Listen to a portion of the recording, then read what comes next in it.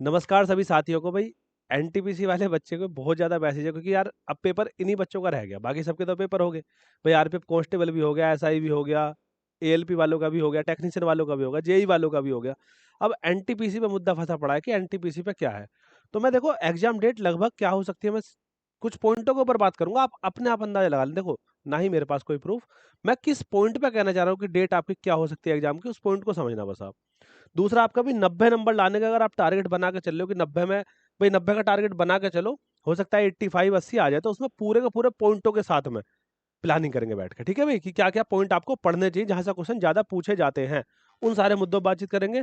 Exam की date क्या लगभग फिक्स है, मैं अंदाजा बता रहा हूँ तुम्हें। देखो 60 दिन तो ऐसा मान के चलो कि लगभग 60 से 45 दिन अब भी आपके पास है, अगर आप पेपर देना चाह रहे हो तो।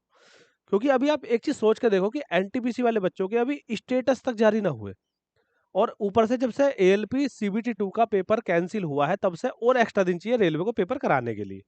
क्योंकि अभी अब दिक्कत क्या है, मैं अपनी बताऊं तो जैसे मैं रेलवे में हूँ, तो हमारे रेलवे से क्या होता है कि आरआरबी में कुछ बच्चे या कुछ बंदे जो भी हमारे मतलब साथ के बंदे होते हैं, वो अपना नाम लिखते हैं कि भाई कौन कौन एग्जाम कराने जाता है। जैसे आप एग्जाम कभी देने गए होगे, तो वहां पर होता क्या है कि जो इन्विजिलेटर होते हैं वो टीसीएस के होते हैं, जो पेपर ले रहे हैं या उस संस्था के होते हैं।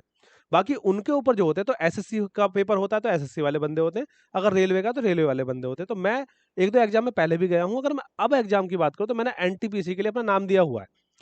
तो एनटीपीसी की डेट क्या होगी वो तो मुझे भी पहले पता चल जाएगी, क्योंकि भाई मेरा नाम गया हुआ है वहां पे कि मैं एनटीपीसी का जितने दिन एग्जाम चलेगा ग्रेजुएशन वाला, उसमें मैं शामिल रहूंगा, मैं वहां पे रहूंगा। तो जितने भी दिन चलेगा पेपर, मुझे वहां सुबह से लेकर शाम तक रहना पड़ेगा। तो वो चीज़ ठीक है, जब पेपर होगा तो उस समय पे मैं आपको दिखा दूंगा मैं कौन से सेंटर पर कहाँ हूँ, क्या है, ठीक है। लेकिन मैं अगर एग्जाम डेट की बात करूँ, तो अभी सबसे पहले तो आपका स्टेटस जारी होगा। उसके बाद में फिर स्टेटस जारी होने के बाद कितनों के गलत है, कितनों के सही है, कितनों के कैंसिल होंगे, वो सब पता चलेगी। उसके बाद में फिर एग्जाम डेट आएगी, तो इसमें ऐसा मानो कि सबसे पहले ग्रेजुएशन वालों की आएगी। सबसे पहले ग्रेजुएशन वालों का पेपर होगा, और उसके बाद में फिर होगा 12th लेवल वालों का। ये निश्चित है, इस बात को ध्यान रखना कि ग्रेजुएशन वालों का पेपर पहले होना है। अगर मैं बात करूं पेपर कब तक हो सकता है, देखो यहाँ से उड़ती उड़ती खबर जो आ रही है ना 2 जून, तो मुझे कहीं ना कहीं से ऐसा लग रहा है कि क्या आपकी एग्जाम की डेट 2 जून ही हो सकती है। हो सकता है कि अगर 2 जून ना होती है, तो 15 मई के आसपास हो सकती है। इसीलिए सबसे बेहतरीन प्लान, हमने खुद ज्ञान बैच शुरू करा है, फ्री ऑफ कॉस्ट आपके लिए। बहुत सारे बच्चे ऐसे जो कोर्स परचेज नहीं कर पाए अभी तक किसी का, तो हमने पहले तो इसको कॉन्सेप्ट वाइज लेके चल रहे हैं, फिर उसके बाद में रिवीजन टाइप लेके चलेंगे। तो जितने भी बच्चे ज्यादा जुड़ेंगे, उनका फायदा यही है कि 6 बजे स्टैटिक के चल रही है, और कल से आपकी क्लास शुरू हो चुकी है। टेम्पल कल ही पढ़ाए थे, तो सारे मंदिरों को किस लेवल पर क्वेश्चन पूछ रहा है, उस लेवल पर ये वाले सर स्टैटिक जीके को पढ़ा रहे हैं। मैथ की अगर मैं बात करूं, तो भाई साहब मैथ 9:30 बजे सुबह को एवरेज चल रहा है, और मैं करा रहा हूँ, और इतने लेवल का कराऊंगा कि अभी मैं अगर अपनी बात करूं, मुझे नहीं लगता कि बहुत कम ऐसे टीचर होंगे जो आज जॉब के साथ में पढ़ा रहे हैं। मैं ऑलरेडी जॉब पे होने के बावजूद भी मैं पढ़ा रहा हूँ, लेकिन बात ये नहीं कि मैं पुराने टाइम का पढ़ा हूँ तो मैं ऐसे ही पढ़ा रहा हूँ। मैंने अब भी वो बच्चे पढ़ाए हैं जिन्होंने सीजीएल मेंस दिया है। आप इस बात से अंदाजा लगा सकते हो मैं कितने लेटेस्ट पैटर्न के आधार पर सब चीज़ों को पढ़ा रहा हूँ।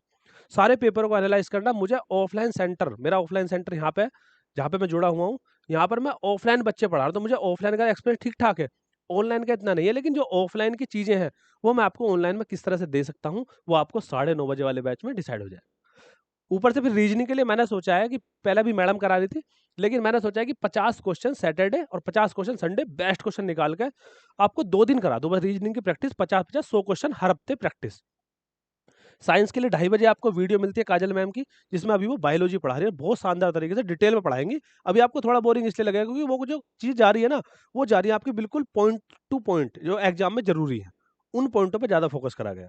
अगर मैं बात करूं कि भाई करंट अफेयर बहुत जल्दी 1 वीक के अंदर अंदर हो सकता है, 2-3 दिन में, आप तो हो गए आपकी शुरू हो जाएगी करंट अफेयर, जो ललित सर पढ़ाएंगे पिछली 1 साल की सारी करंट अफेयर को इसमें कराने वाले हैं। तो इन पॉइंट इनको ध्यान रखो, फ्री ऑफ कॉस्ट है, इसी चैनल पर प्ले लिस्ट बनी हुई है, ज्ञान बैच के नाम से। ज्ञान बैच के नाम से प्लेलिस्ट बनी हुई है, आप एक बार जुड़िए बिल्कुल, और आगे के लिए आपके सीबीटी 2 हो चाहे जो भी एग्जाम, उसके लिए तैयारी हम करते रहेंगे इस पॉइंट से।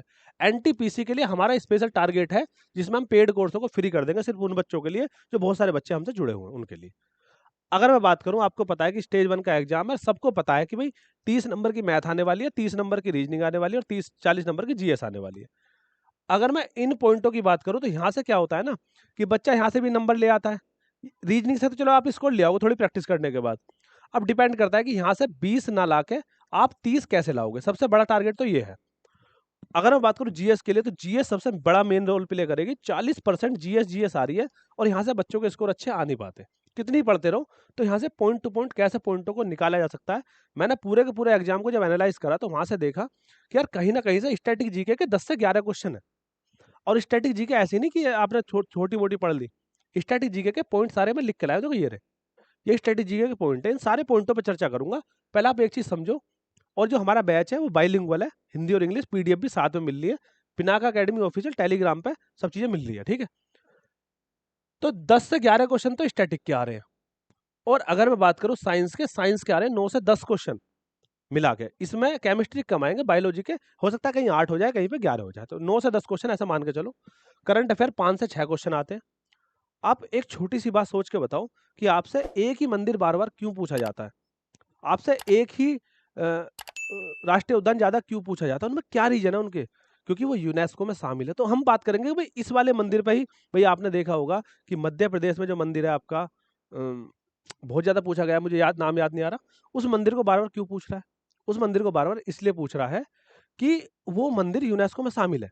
तो यूनेस्को में जो भी साइट शामिल है उसमें ज्यादा डिटेल में क्वेश्चन बनते हैं। तो इसीलिए हम कह रहे हैं कि डिटेल में आपको पढ़ना कौन सा है और डिटेल में कौन सा नहीं पढ़ना। तो इन पॉइंटों पे सारों पे आपको चर्चा करनी चाहिए, और ये चर्चा सारी की सारी स्टैटिक जीके में आपको पढ़नी पड़ेगी। भाई मंदिर की शैली कैसी होती है, कैसे बनता है, कैसे क्या होता है, आजकल डिटेल में घुस के क्वेश्चन पूछे जा रहे हैं। तो अब ऐसा नहीं है कि ये वाला मंदिर कहाँ है, कामाख्या पूछ लिया आपने बता दिया, वो जमाने गए। अब डिटेल में पूछ रहा थोड़ी चीजों को। तो मैंने देखा कि यार 10 से 11 ये रहे, 9 से 10 ये रहे, लगभग 25 क्वेश्चन तो आपके यहीं से पूछ रहा है। 25 क्वेश्चन तो आपके 3 पॉइंट से आ गए कि स्टैटिक पढ़ लिया आपने, साइंस को अच्छे से पढ़ लिया, और आपका करंट अफेयर को अच्छे से पढ़ लिया, तो आपके तो 25 क्वेश्चन यहीं से आ रहे हैं। बाकी बचे हुए क्या है, हिस्ट्री से कुछ क्वेश्चन आप अगर फिल्टर करोगे तो 2-4 क्वेश्चन वहां से निकल जाएंगे कि भाई किसी काल के बारे में पूछ लिया, किसी युद्ध के बारे में पूछ लिया, वहां से पॉइंट निकलते हैं। ज्योग्राफी में आओगे तो 3 से 4 क्वेश्चन है, पॉलिटी में 4 से 5 क्वेश्चन है। पॉलिटी में स्कोर बच्चे ले आते हैं, कोई दिक्कत नहीं है। अब यहाँ से 3 से 4 क्वेश्चन इकोनॉमिक्स के और 1 से 2 क्वेश्चन कंप्यूटर का। ये सारा का सारा सिलेबस बांटा, लगभग ऊपर नीचे ऐसे ही बैठे गए। अगर मैं बात करूं मैथ को लेकर, तो मैथ को मैंने सिंपल बांट रखा है, ठीक है। सिंपली मैथ को मैंने 4 तो फैमिली ये है और एक फैमिली एडवांस फैमिली है, 5 फैमिली में मैंने इसको बांटा हुआ है। और इस फैमिली के साथ साथ आप लोग अपना एक प्लान बनाओ कि एक दिन में एक चैप्टर का रिवीजन करो अच्छे से। और एक दिन में एक चैप्टर का रिवीजन जैसे करते चलो, मैथ में स्कोर आना शुरू हो जाएगा। अगर आपको मैथ बेसिक से पढ़ना है तो मैं पढ़ा ही रहा हूँ, सुबह 9:30 बजे लाइव पढ़ाता हूँ उसको, ठीक है। अगर मैं आगे की बात करूँ तो देखो, रीजनिंग के लिए सबसे बढ़िया तरीका ये है कि जो चैप्टर आपको इनमें से वीक लग रहा है उसको पढ़ लो, और जो चैप्टर आपको लग रहा है कि भाई हमें आता नहीं है उसको पढ़ लो, और बाकी को प्रैक्टिस करो जितने प्रैक्टिस लगा सकते हो। अगर मैं अब आता हूँ सबसे मेन मुद्दा जीके का, कि जीके में क्या करें। देखो, सबसे पहले स्टैटिक जीके होती है, बहुत ज्यादा क्वेश्चन पूछ रहा है आजकल हर एग्जाम में। भारत के प्रमुख मंदिरों के बारे में क्लास हो चुकी है ऑलरेडी, आप देख लेना। अंतरराष्ट्रीय संगठन जितने भी, यूएन वगैरह जितने भी, डब्ल्यूटीओ, आजकल क्या उनमें डिटेल में पूछा है, उसके प्रेसिडेंट कौन है, उसके अध्यक्ष कौन है, इनको करके पूछ रहा है। अगर मैं डेज की बात करूं, डेज आजकल इन पर थीम वगैरह के क्वेश्चन ज्यादा पूछे जा रहे हैं। महत्वपूर्ण घराने, आजकल आपने देखा होगा घराने से क्वेश्चन बहुत ज्यादा बन रहा है, क्योंकि अब जितने भी वाद्य यंत्र है, जो भी मतलब वायलिन वगैरह बजाने वाले होते हैं, उनको तो सबने याद कर लिया कौन बजाता था, लेकिन वो किस घराने से जुड़ा हुआ था, यहाँ से क्वेश्चन ज्यादा बन रहे हैं। भारत, उसके पड़ोसी पड़ोसी देश जितने भी सारे इंपॉर्टेंट है, कितनों से बाउंड्री लग रही है, वहाँ का कल्चर क्या है, वो ये सब, इन सब पॉइंटों पे। खेल के बारे में बहुत ज्यादा क्वेश्चन बन रहे हैं आजकल, डिटेल में बन रहे हैं कि भाई जो क्रिकेट की बॉल होती है उसका डाया कितना होता है, सबने पढ़ा, सबने देखा, एक ओवर में 6 बॉल होती है, सबने पढ़ रखा है, डाया कितना होता है किसी ने नहीं पढ़ा। बैट का स्टैंडर्ड साइज क्या है, पिच का स्टैंडर्ड साइज क्या है, इन सब पॉइंटों से क्वेश्चन बन रहे हैं आपके।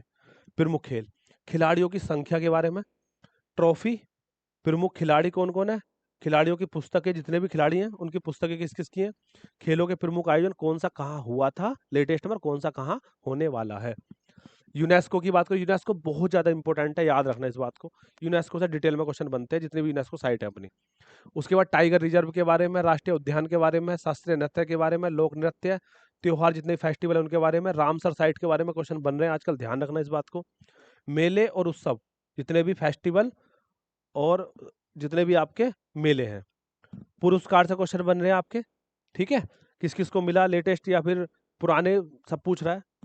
पुस्तक है, उनके लेखक भी, ये बुक किसकी है, उनके जो जिन्होंने लिखी है वो कौन है, क्या है। वाद्य यंत्र यहाँ हो गया, और आपका हो गया आपका प्रमुख पर्यटन शहर, ठीक है।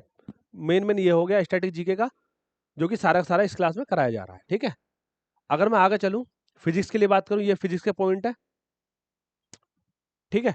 आप इनको ध्यान से देख लेना। अगर मैं बायोलॉजी की बात करूँ, तो बायोलॉजी के लिए सारा का सारा वर्गीकरण हो चुका है आपका। अब क्या कोशिका कराई जाएगी, विद डिटेल कराया जा रहा है, ऐसे नहीं ऊपर ऊपर से कराया जाएगा। तो इसमें पूरी पूरी प्लानिंग मैडम ने बताई हुई है कि भाई कैसे टैकल कर सकते हो, क्योंकि बायोलॉजी से हो सकता है ना कि 4 क्वेश्चन तक लगभग पूछ लेगा।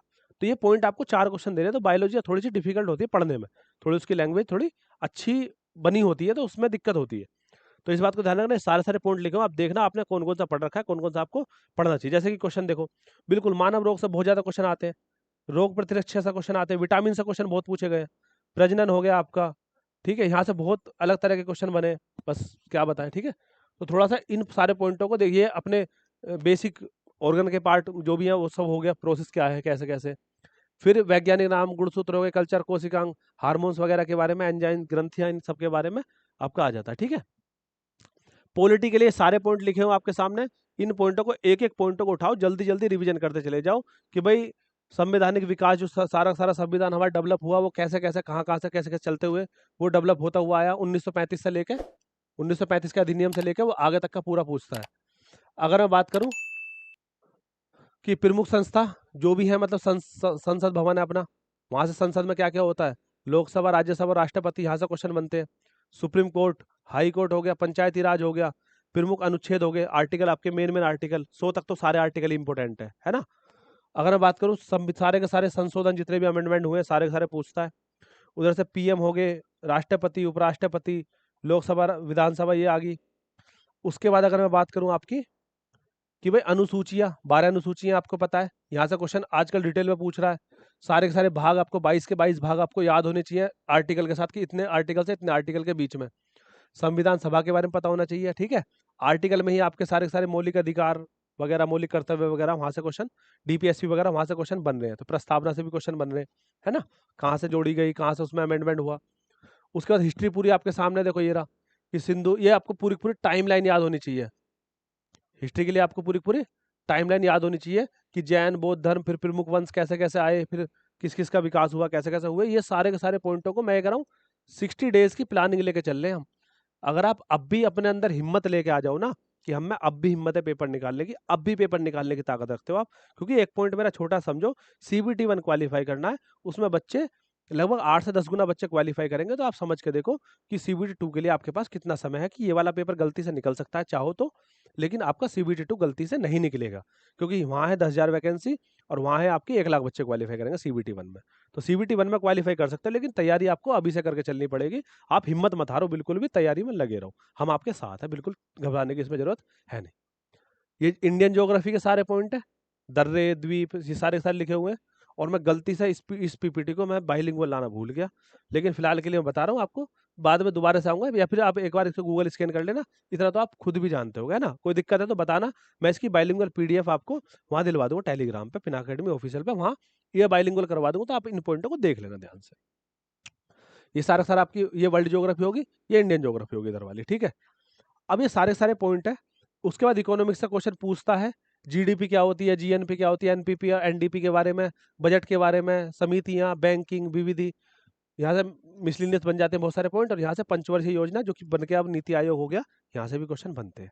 तो इन ये जो मेन मेन पॉइंट मैंने आपको लिखे हैं, इन सारे पॉइंटों का रिवीजन कर लो अच्छे से, और एग्जाम डेट के चक्कर में ये मत पढ़ो। देखो बहुत सारे बंदे कह रहे पेपर अप्रैल में ही होगा, पेपर मार्च मई में होगा, लेकिन मैं कह रहा हूँ मई से पहले पेपर नहीं होने वाला, मई के बाद ही होगा। और बाकी जो भी मुझसे हेल्प हो सकती है मैं आपकी करने के लिए तैयार हूँ, लेकिन मैं बता के हेल्प नहीं करूंगा।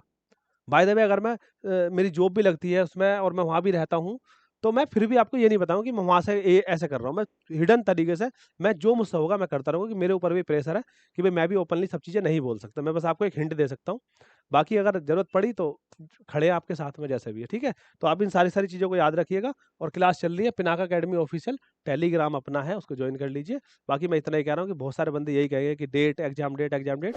भाई मैं तो बस आपकी सलाह के लिए, आपके फायदे के लिए मैं इतना कह रहा हूँ कि आप लोग अपनी जस्ट तैयारी में लगे रहो।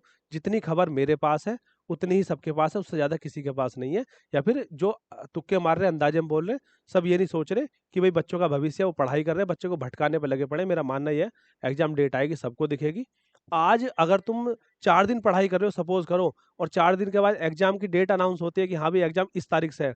तो आप 4 दिन से पढ़ाई कर रहे थे, तो आप उन बहुत सारे बच्चों से आगे हो जो 4 दिन से बस ये देख रहे थे कि एग्ज़ाम डेट कब है, एग्ज़ाम कब से। जब भी एग्ज़ाम डेट अनाउंस होगी उसके बाद में हर बच्चा पढ़ेगा। तो उसके पास भी उतना ही समय है, तुम्हारे पास भी उतना ही समय है। लेकिन ये जो समय अब बेकार जा रहा है आपका, इस समय को बेकार मत जाने दो, मेरी बात समझो, आप अच्छे से मेहनत करो। सिलेक्शन बिना मेहनत के नहीं होने वाला है, इतना आसान होता तो 1 करोड़ फॉर्म नहीं भरे जाते। सिलेक्शन मुश्किल है तभी 10,000 वैकेंसी के लिए 1 करोड़ फॉर्म भरे जा रहे हैं, बात समझो आप, ठीक है? तो आप अपनी तैयारी में लगे रहिएगा अच्छे से और बाकी हम लोग जो करा रहे हैं ज्ञान बैच को, सुबह 9:30 बजे मैथ में करा रहा हूँ, बाकी आपकी शाम को स्टडी चल रही है, उसमें जुड़ना नहीं भूलिएगा। जय हिंद सभी साथियों को।